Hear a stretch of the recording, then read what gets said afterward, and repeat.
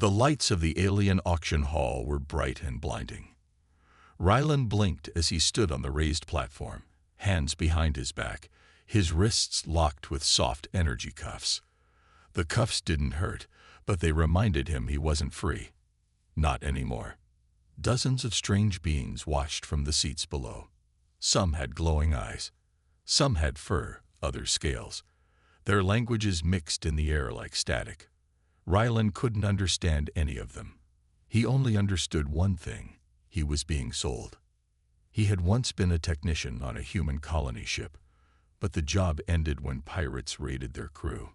Rylan survived, but his debts piled up. In this part of the galaxy, humans were rare and seen as interesting. Some rich aliens liked to buy them, not to hurt them, but to keep them around as servants, pets, or collector's items. Rylan hated the idea. He had always been proud, even when he was poor. But now he had no choice. He had been caught and placed on this stage like an object. A tall alien in a black robe stood beside him, announcing to the crowd, "This human is healthy, educated, and speaks several languages. He has technical skills and Earth knowledge. Bidding starts now." The screen above Rylan showed his image and some facts about him. Age, 29. Origin, Earth. Skills, electrical repair, mechanical work, Earth customs. The bidding began. Voices called out prices in different alien units. The numbers kept climbing. Rylan felt his stomach twist. The higher the bid, the more likely he would end up with a powerful owner. Then a quiet voice spoke from the back of the hall. "I bid 10 million credits." The room fell silent. Heads turned. A figure stood in the shadows, then stepped into the light. She was tall, elegant, and graceful. Her skin had a soft purplish-blue hue, and her eyes were bright silver. She wore a flowing dress made of silk-like material that shimmered when she moved. Rylan had never seen someone like her. "That is Virelia of House El Sarah," someone whispered. "The Heiress of the Starlit Dynasties." The auctioneer bowed slightly. 10 million credits from Lady Virelia. Going once, going twice. Sold. Rylan's cuffs beeped and clicked open. 2 guards approached and gently guided him off the stage. He followed, unsure of what to expect. He was taken to a quiet room with smooth silver walls and soft lights. There, Virelia stood alone, waiting. "Do you understand me?" she asked in perfect English. Rylan nodded slowly. "Yes, you speak English." She gave a small smile. "I studied your species very closely." "Why did you buy me?" he asked carefully. She looked at him with curiosity, not cruelty. "Because I've never met a human before, and I want to understand your kind. You will not be mistreated, Rylan of Earth. You will have your own room, your freedom inside my home, and you will teach me." "Teach you?" he repeated, confused. "Yes," she said, turning and walking to the door. "Come, I'll show you." They exited into a long hallway filled with floating lights. Everything felt smooth, clean, and too fancy for someone like Rylan. He felt like a piece of dirt in a diamond store. They entered a large chamber, more like a private palace. Windows stretched across the walls, showing stars outside. Robotic birds flew through indoor trees. There was even a waterfall flowing gently beside a marble path. "You live here?" Rylan asked, wide-eyed. "For now," she said, "my family expects me to act like royalty, but I'm tired of empty traditions. I want something real. That's why I wanted a human. You are unpredictable and clever." Rylan blinked. "You think I'm clever?" She stopped walking and faced him. "I study your history. Your kind builds machines from scraps, survives on hostile worlds, and creates art from pain. You're different from us. That's why I wanted you." He didn't know what to say. She gestured to a doorway. "This will be your room. You are not a prisoner. But I ask that you stay here, in my palace, for a time. And in return, you share your stories, your ways. Your mind. Ryland stepped into the room. It was bigger than any place he had ever lived. The bed looked soft enough to sink into. There was a clean desk, a screen for communication, and even a shelf already filled with translated Earth books. I don't know what to say, he murmured. She turned to leave. Then don't say anything yet. Rest. Tonight will begin. As the door closed behind her, Ryland sat on the bed and stared at the soft, glowing ceiling. Bought as a servant? Maybe. But something told him this was going to be much stranger than that. Ryland woke up slowly, not to an alarm, but to the soft hum of music.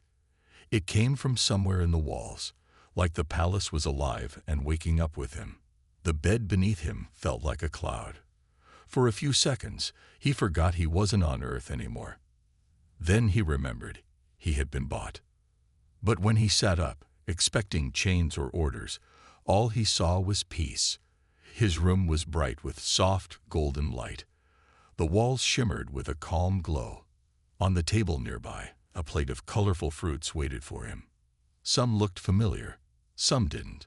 A small floating orb drifted into the room and spoke in a kind female voice. Good morning, Ryland of Earth. Lady Varelia awaits you in the Crystal Garden. Please enjoy your breakfast. The orb blinked, spun once, and floated out. Ryland sat in silence for a moment. No commands, no shouting, no force. He picked up one of the fruits, a deep orange color with smooth skin, and bit into it. It was sweet, soft, and better than anything he remembered eating on the colony ship. As he chewed, he wondered again, what kind of place was this? The Crystal Garden was beyond anything Ryland had seen before. The floor was glass, and beneath it, glowing blue water flowed slowly. Strange flowers made of crystal swayed gently, as if breathing. Floating lights circled the trees, and birds made of energy sang tunes in the air. Varelia stood in the middle of the garden, wearing a flowing silver robe. She didn't look like a ruler right now. She looked peaceful, like someone trying to escape something. You came, she said, not turning around. You asked, Ryland replied. She smiled and gestured for him to join her at a small table. 2 cups were already waiting, filled with a warm, golden drink. Try this, she said. It's called Solavine. It's safe for humans. Sweet, with a small taste of stars. Ryland took a sip. He didn't know what stars tasted like, but this was good. Warm, comforting. You still haven't told me why you really brought me here, he said, placing the cup down. Varelia looked at him, eyes calm but serious. I meant what I said. I want to understand humans, but not through books or reports. Through real words, real stories. You could have just asked for a meeting, Ryland muttered. In my world, she said quietly, we don't ask. We buy, trade, and own. But I don't like that system anymore. I wanted something different. Someone different. Ryland raised an eyebrow. So, I'm your way of rebelling against tradition. Partly, she admitted. But there's more. You don't know how strange you are to us. Your people do things without logic, yet they survive. You take risks, break rules, and dream of impossible things. That confuses our scholars. It fascinates me. Ryland leaned back. You bought me because humans are unpredictable. Yes, she said softly, and because I'm tired of cold perfection. I want to see the world through your eyes. For a while, they sat in silence. Then Varelia asked, what is your home like? Earth. Ryland looked down into his cup, then into the garden. Earth is messy, loud, full of mistakes, but it's also full of life. Colors, music, smells.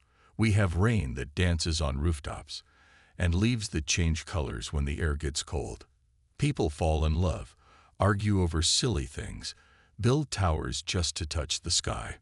Varelia listened like each word was a treasure. No control, she asked.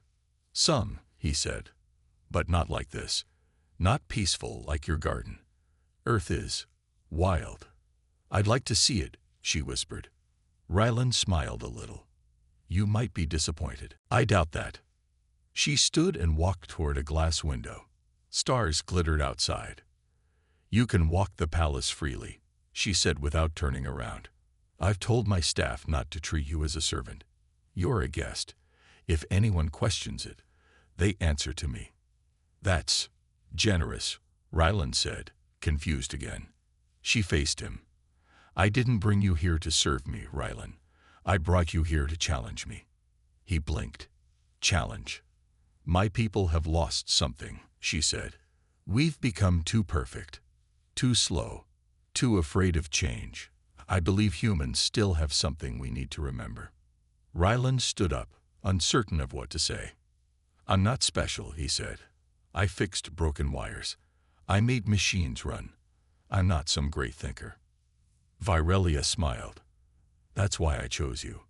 Not because you're powerful, but because you're real." A small pause passed between them. Then she said, "Come back here tonight. We'll talk more. I want to hear about your first invention, even if it was just a toy." Rylan nodded slowly. "All right. Tonight." As he left the garden, he realized something strange. This place wasn't a cage, and the alien Heiress wasn't acting like a master. If anything, she was the one trying to understand him. The stars outside the palace windows looked like dust scattered on a black sheet. Rylan stood by the glass, hands in his pockets, watching the galaxy spin slowly in silence. He still couldn't believe this was real. Less than a week ago, he had been broke, lost, and scared. Now he was living in a floating palace, drinking fruit tea with an alien Heiress who spoke to him like an equal. And tonight, she had invited him again, not to give him orders, but to learn from him. When the door to his room chimed softly, he turned and said, "Come in." The floating orb entered again, its voice gentle. "Lady Virelia is ready for your evening meeting. Please follow me." Rylan followed the orb through the long hallways. Every time he passed alien staff, they bowed slightly, not to him, but with respect for Virelia's choice to include a human. It was strange. He could feel their curiosity, even confusion, but not hate. Not once had anyone here threatened or insulted him. Soon, the orb brought him to a round chamber with transparent walls. The stars were visible on all sides, spinning slowly like a dream. Virelia sat cross-legged on a soft circular couch, her robe a soft green this time, her long silver hair tied back. "You came," she said, smiling. "You asked," Rylan replied, taking a seat across from her. Between them was a small glowing table with 2 cups of hot drink and a plate of Earth-style cookies. Rylan blinked. "Are those chocolate chip?" "I had them prepared after scanning your memory," she said. "You think about them often." He chuckled. "Fair enough." She picked up a small notebook and a pen. Yes, a real pen, not a floating screen. "Tonight," she said, "I want you to tell me about something you built. Something small, something human." Rylan scratched the back of his neck. "All right. When I was a kid, I made a homemade radio, just a basic one. It could pick up signals from nearby places. I used wires, some scrap metal, and a spoon." "A spoon?" she repeated, curious. "Yeah," he laughed. "It helped catch the signal. It wasn't perfect, but it worked. I remember hearing voices from nearby towns. At night, it felt like magic." Virelia's silver eyes sparkled. "You were a child, and you created a communication device with trash." "Well, yeah," he said. "That's just what kids did on Earth. We used whatever we could find." "Incredible," she whispered. "Where I come from, children are not allowed to handle technology. It's seen as dangerous." "That's the thing," Rylan said. "On Earth, danger's always around. So we learn early, sometimes by accident." Virelia leaned forward. "Tell me more. Not just about machines, but about why humans build things. Is it survival? Pride? Curiosity?" "All of it," he answered. Sometimes we build because we have to. Sometimes just because we can. Even if it breaks, even if no one needs it, we build it anyway. It's who we are. She wrote that down in her notebook, slowly. Then she surprised him by saying, "I tried to build something once. It failed." "You?" Rylan raised an eyebrow. "The Heiress of a noble house failed at something." "Yes," she said softly. "I tried to make a simple light crystal when I was younger. It flickered once, then cracked. I was told to stop wasting my time." "Let me guess," Ryland said. "They gave you a servant to build it for you instead." "Yes," she admitted. He shook his head. "That's the difference. On Earth, we fail. Then we try again." "I want to learn that," she said. "The part where you try again, even if it hurts." Ryland looked at her for a moment. Her face was calm, but something behind her eyes looked heavy. Maybe it was loneliness. Maybe it was the pressure of a royal life where she wasn't allowed to make mistakes. He picked up the pen from her notebook. "Then let's do something different." She tilted her head. "What do you mean?" "I'll teach you something simple, something human. Let's start by drawing something together. No machines, no pressure, just imagination." He placed the notebook between them and began drawing a small cartoon robot with wide eyes and little arms. It wasn't great, but it had charm. Varelia hesitated, then added a tiny alien flower on top of the robot's head. They both laughed. For the next hour, they drew silly pictures, talked about Earth cartoons, and even made up names for their strange characters. It felt more like two kids playing than a teacher and student. But to Varelia, it meant something more. When they stopped, she looked at him with a soft, grateful expression. "Thank you, Rylan," she said. "For what?" "For reminding me that failure can be fun, that it can even bring people together." Rylan smiled. "Then I'm doing my job." As he stood to leave, Varelia surprised him again by standing as well and giving a small respectful bow. "Same time tomorrow?" she asked. "Yeah," he said. "I'll bring a new story." As he walked back to his room, Ryland felt something he hadn't felt in a long time. Purpose. And strangely, he had the feeling that he was changing her life far more than she had changed his. The next few days felt different. The palace seemed to glow with a strange kind of energy. Rylan, once trapped by his own fear of the unknown, had started to feel more at ease. It wasn't just the beauty of the palace or the luxury of his room. It was the unexpected connection he was forming with Varelia. She wasn't like any person he had ever met, alien or human. There was no cruelty in her words, no force in her actions. There was only curiosity and kindness. But as much as he was starting to trust her, he couldn't ignore the feeling that things weren't as simple as they seemed. The palace was too perfect, too quiet, and Ryland began to sense a hidden tension in the air. One evening, as he sat in his room reading a book she had given him about her people's history, there was a knock at the door. It was a light, polite tap, one that Ryland had become used to. The servant-like orb appeared again, but this time it spoke in a different tone. "Lady Varelia requires your presence in the royal council room," the orb said, its voice slightly more serious than usual. Ryland's heart skipped a beat. He wasn't used to being summoned for something official. "All right," he muttered, closing the book and standing up. "I'll be there." The walk to the council room felt longer than usual. The halls of the palace were silent, and the walls, once comforting, now seemed too cold and distant. When he entered the council room, the air immediately felt heavier. Varelia was already there, sitting at the head of a long table. The other members of her royal council stood around her, alien officials, advisors, and military leaders. They all turned their gaze on Rylan as he entered. Varelia stood and smiled at him, though there was a hint of concern in her expression. "Rylan," she said softly, motioning for him to sit beside her.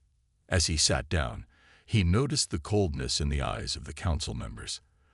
They didn't look at him with fear, but with judgment. One of them, a tall alien with dark red skin and sharp features, spoke up. "Lady Varelia, it is highly inappropriate to involve a human in matters of state," the alien said, his voice cold. "Your actions are drawing unwanted attention from the other houses." Varelia's smile faded slightly, but she remained calm. "I disagree," she said firmly. "Ryland is not just a human. He's someone who sees the world differently, and his perspective is valuable." The council members exchanged looks, their disapproval clear. The tall alien leaned forward, his voice sharp. "You speak of value, but your actions could cost us everything. The other noble houses are already questioning your choices, Varelia. You're playing with fire." Ryland shifted uncomfortably in his seat. He could feel the tension building, like the air before a storm. He didn't belong here, not in this room full of power players and political maneuvering. But Varelia's presence, her calm authority, gave him a strange sense of reassurance. "Enough," she said, her voice quiet but commanding. The room fell silent. "I'm not asking for your permission. I'm telling you this is the direction I choose for House Elzera. I will not be swayed by tradition or the opinions of those who cannot see beyond their own narrow views." The tall alien opened his mouth to speak again, but Varelia raised her hand, stopping him. "You will respect my choices," she said firmly. "All of you." The council members stood in silence for a moment before bowing their heads, defeated for now. Ryland could see the weight on her shoulders. She was fighting a battle, one that was far bigger than he had imagined. After the meeting, when the room cleared, Varelia walked over to him. "I'm sorry you had to witness that," she said quietly, her voice soft. Ryland looked at her, trying to understand. "Are they always like that?" She sighed, brushing a strand of silver hair from her face. "Yes. My family's power comes from control. The council represents the old ways, and they don't like change. They certainly don't like me questioning everything they've worked for." Ryland nodded slowly, trying to put himself in her shoes. "It's not easy, is it?" She met his gaze, her eyes searching his face. "No, but you're here, Ryland, and that matters more than you think." He frowned. "What do you mean?" She smiled slightly. "You remind me of something I've forgotten, how to think for myself." Ryland didn't know what to say. In all the stories he had heard about royalty and nobles, he had never imagined anything like this. Varelia wasn't just playing a game.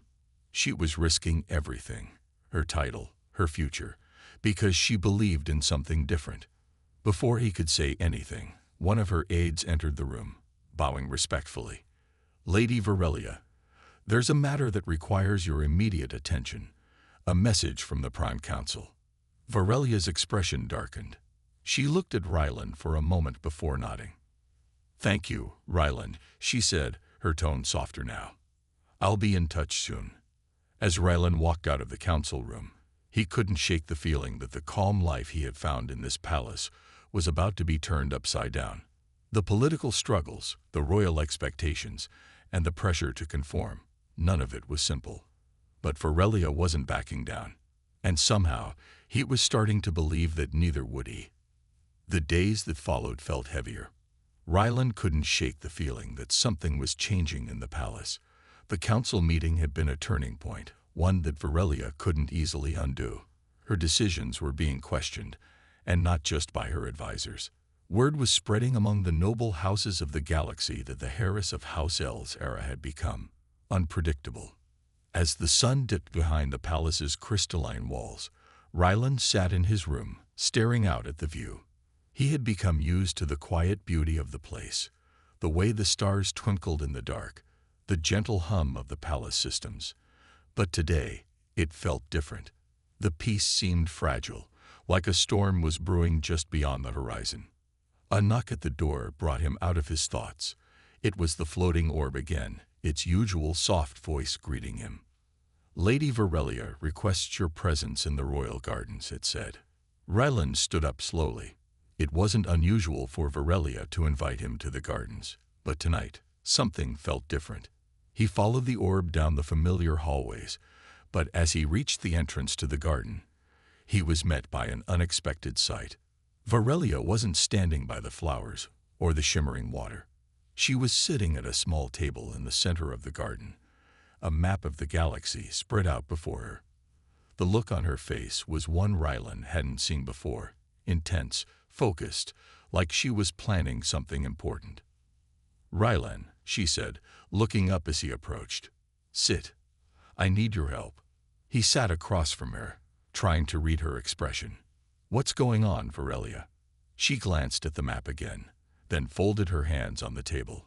"The council is pushing me. They don't believe I can make the changes I want. They're not the only ones who doubt me. Some of the nobles are starting to question my leadership. They want me to fall in line." Rylan frowned. "So what are you going to do about it?" "I'm not falling in line," she said firmly. "I've been thinking, Rylan.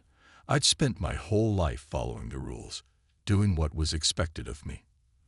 But now, I don't want to be controlled. I want to be free, and I think I need your help to make that happen." Rylan blinked. "You want me to help you. Lead." "Not lead," she corrected him. "But I need to show the council and the other houses that I'm not some puppet to be controlled. I'm more than just a figurehead. If they don't respect my decisions, then I'll have to take the next step." He leaned forward, intrigued. "What do you mean, take the next step?" Varelia met his gaze, her eyes steely with determination. "I'm going to make a bold move. I'm going to shift the balance of power. I'm going to do something they won't expect." Rylan sat back, still processing her words. "What are you thinking?" "I want to publicly declare you as my trusted advisor. No longer just a guest. You'll be my right hand, not because you're a human, but because you've earned my trust." Rylan's jaw dropped. "Wait, what? Me?" Varelia smiled, though there was no humor in it. "Yes, you. You've been the only one to see past the politics and the power plays. You've helped me understand what it means to be more than just a noble, more than just a ruler. I want you to show the galaxy that the human perspective matters. I want them to see that change can come from anywhere." Rylan was stunned. He had spent his whole life fixing machines, barely scraping by on the fringes of society. And now, here he was, being asked to stand beside an alien Heiress and help change the course of history. It didn't make sense. Yet, somehow, he couldn't refuse her. "You want me to stand in front of the entire galaxy?" he asked, incredulous. "That's insane. You know that, right?" "I know," she said, "but it's the only way. The council will listen to me if they see you standing with me. They'll know that I'm serious about change. And if they refuse to accept us, then I'll take the consequences. But I can't do it alone." Rylan took a deep breath, trying to calm the rush of thoughts in his head. He never wanted this kind of responsibility. He never even dreamed of being part of something this big. But when he looked at Varelia, at her calm, determined face, he realized something. She believed in him. And for the first time in his life, someone trusted him to be more than what he was. "All right," he said slowly, his voice steady. "I'll do it. But you're right. It's going to be crazy. And it won't be easy." Varelia's face softened, a small smile tugging at her lips. "I know. But together, we can show them that the future doesn't belong to the old ways. It belongs to the ones who dare to challenge them." As they stood up, Rylan felt a strange sense of power course through him. This wasn't about being a servant anymore. This was about standing beside her, not as a subject, but as an ally, an equal. That night, as they prepared to make their announcement, Rylan realized one thing. Nothing was ever going to be the same again. The days leading up to the announcement felt like an eternity. Rylan could barely sleep, his mind constantly turning over the implications of Varelia's decision. The entire palace had become a buzz of rumors. The servants, the guards, and even the other nobles were whispering about the strange relationship between the human and the Heiress. No one could believe it. No one understood why Varelia, with all her power, would choose a human as her advisor. Rylan had expected to feel nervous, but as the day of the announcement approached, a strange calm settled over him. He had spent his life fixing machines, solving problems, and doing what he was told. Now, for the first time, he was the one making decisions. He was the one being listened to. And as much as it terrified him, it also excited him. Varelia had been preparing for this moment for weeks. She had met with her closest allies, talked with her military leaders, and made sure that everything was in place. She knew the consequences of her actions. She knew that challenging the council would not be easy, but she was done living in fear. She was done being a figurehead, a pawn in a game she didn't want to play. She was ready to take control of her destiny, and she wanted Rylan by her side. The day of the announcement arrived. Varelia stood before a crowd of hundreds in the grand hall of the palace. Rylan stood beside her, trying to steady his breath. He had never been in front of so many people. His hands were clammy, and his heart pounded in his chest. But when he glanced at Varelia, standing tall and confident, he knew he couldn't back down. The room fell silent as Varelia stepped forward, her voice echoing through the hall. "Today, I stand before you to make an important declaration," she began, her voice clear and firm. "For too long, I have followed the old ways, the traditions that have kept my family in power for generations. But I will no longer be shackled by the past. I will no longer be told what to do or who to trust." She paused, her gaze sweeping over the crowd. Rylan could feel the tension in the air. The council members were watching intently, their faces filled with disbelief and suspicion. "I have chosen to break from the old ways," she continued. "And in doing so, I am making a decision that will change the course of this kingdom. I am naming Rylan of Earth as my trusted advisor." There was a collective gasp from the crowd. The nobles exchanged shocked glances, their voices rising in confusion and anger. Rylan could feel their eyes on him, judging him, questioning him. He had never been part of a royal court before, and he certainly hadn't expected to be standing here, in front of so many powerful beings. But the way Varelia stood beside him, unflinching and determined, gave him the courage he needed to stand tall. Varelia held up a hand, silencing the crowd. "I know that this decision will not be popular. I know that many of you will doubt my judgment, but I am telling you this now. I will not let tradition dictate my future, and I will not be the ruler you expect me to be. I am going to lead this kingdom in a new direction, with new ideas, new perspectives, and yes, new allies." Rylan could feel the weight of her words. This wasn't just about him. It was about her, about the future of her people, and about changing the system that had kept them trapped for so long. The council leader, the tall alien with the red skin, stepped forward. His voice was thick with anger. "You've gone mad, Varelia. You've let a human, take a place of power in our court. Do you realize the consequences of this?" Varelia didn't flinch. She stood tall, her eyes never leaving the council leader's face. "I realize the consequences all too well, but I'm willing to face them. And if you can't accept this new direction, then you'll have to find another ruler."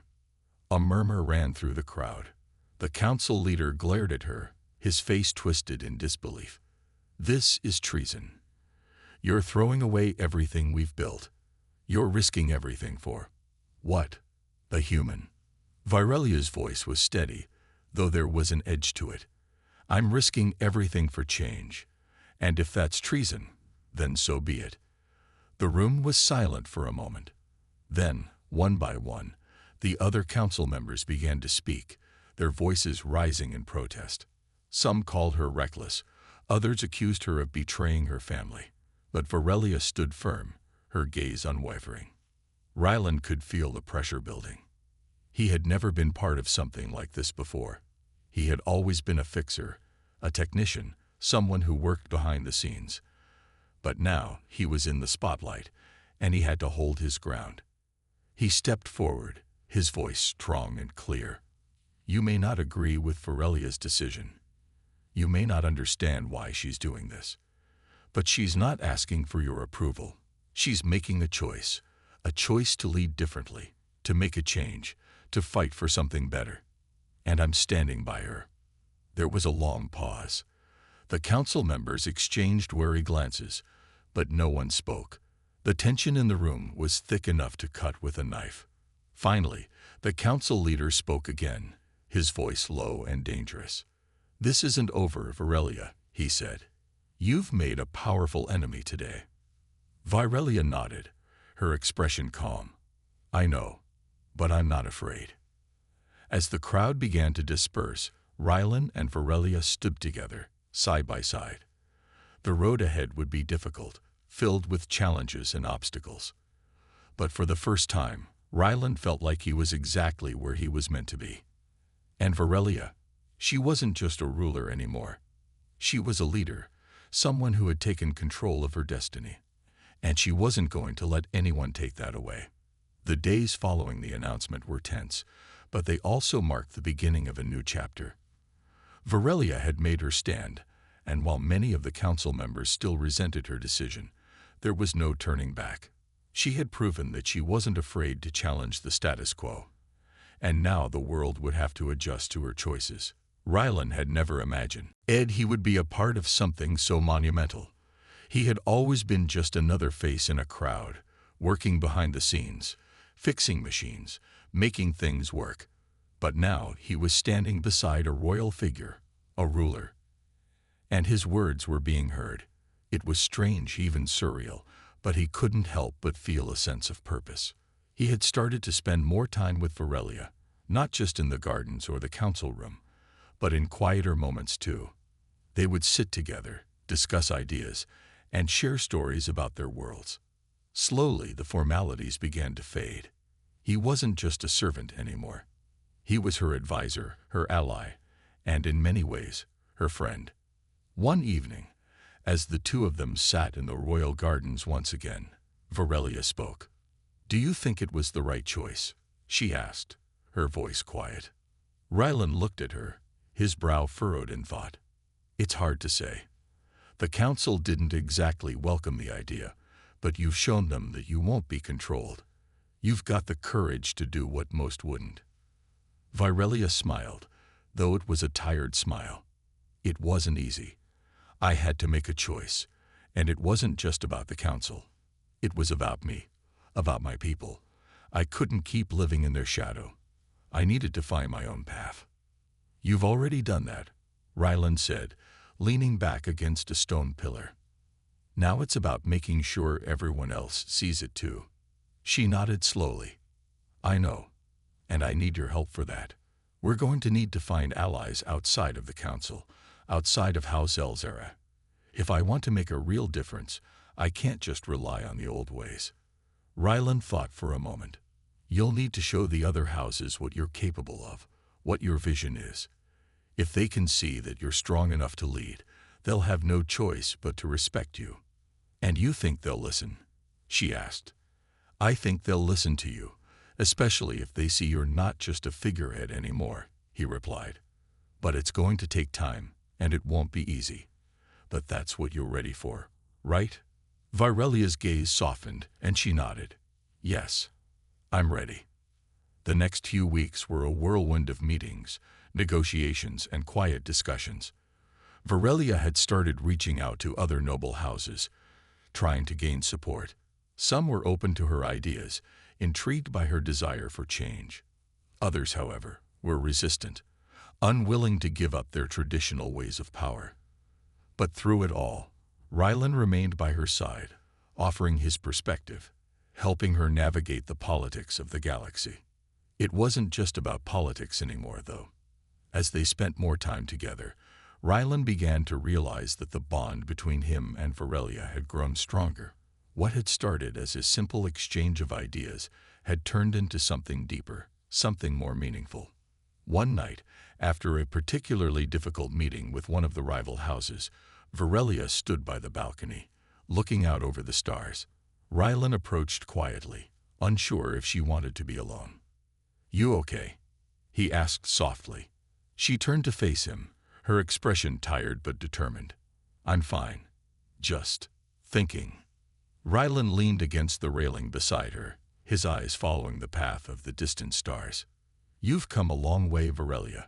You've fought for what you believe in, even when it seemed impossible. She smiled, though it was a small smile. I couldn't have done it without you. You've been my strength when I've needed it most. Rylan looked at her, a little surprised by her words. I didn't do much. You're the one who made the choices. I'm just here. Not just here, she said, meeting his gaze. You've been more than that.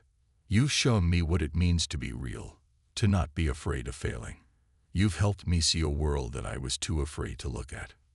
For a moment, they stood in silence, the weight of the words hanging in the air. Rylan didn't know what to say. He had never been good with feelings or emotions, but he knew that what they shared was important. It wasn't just about advice or leadership. It was about trust, about respect, about something that had grown between them in the quiet moments, the ones where they didn't have to be anyone other than themselves. Varelia stepped closer, her eyes never leaving his. I never expected to find someone like you, Rylan. Someone who would stand by me, not because I'm a ruler, but because you believe in what we're doing. Rylan smiled, his heart beating faster than he liked to admit. I believe in you, Varelia. And I think we've only just begun. She took a deep breath, the quiet of the night surrounding them.